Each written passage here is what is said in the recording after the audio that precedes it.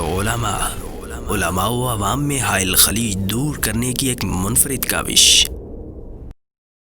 5 نمازیں پڑھاتا ہے، ساری زندگی بچوں کو الف با تا سا پڑھاتا ہے، وہ بیچارہ ساری زندگی پیر بن ہی نہیں سکتا۔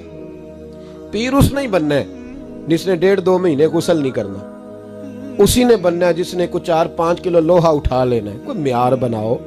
شیخ الحدیث ایسے ہیں جن کو میں جانتا ہوں، بیچاروں کی بیٹیوں کی شادیاں نہیں ہو سکی، پیسے کوئی نہیں، اور تم نے گوئی اور نعت خواں امیر کر دیے، جو جا کے گوئیوں کے پاس سور سیدھی کر کے تپلا سرنگی پہ وہ تم نے امیر کر دیے، کروڑ پتی کر دیے۔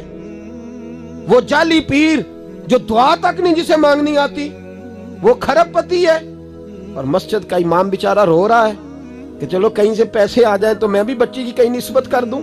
میرے اپنے شہر کی بات ہے، ایک بڑا قیمتی بچہ جامعہ نظامی میں پڑھتا تھا، اس کے والد صاحب عالم تھے، اور بچہ میرے ساتھ بڑی محبت تھی۔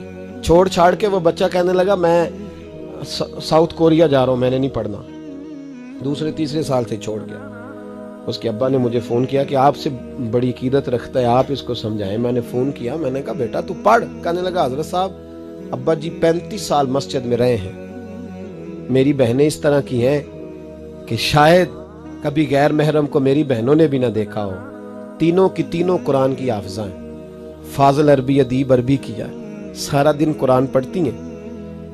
تھک گیا میرا بوڑھا سفید داڑھی والا عالم باپ رشتہ ڈھونڈتے پر رشتہ نہیں ملا، کیونکہ ہم مسجد کی چھت پہ رہتے ہیں۔ ایک بی بی رشتہ دیکھنے آئی تھی، اور جب وہ چھت پہ چڑھنے لگی، رشتہ دکھانے والی اس کو لے کے آئی، چھت پہ چڑھنے لگی تو چڑھتے چڑھتے کہنے لگی اوہو یہ مسجد میں رہتے ہیں،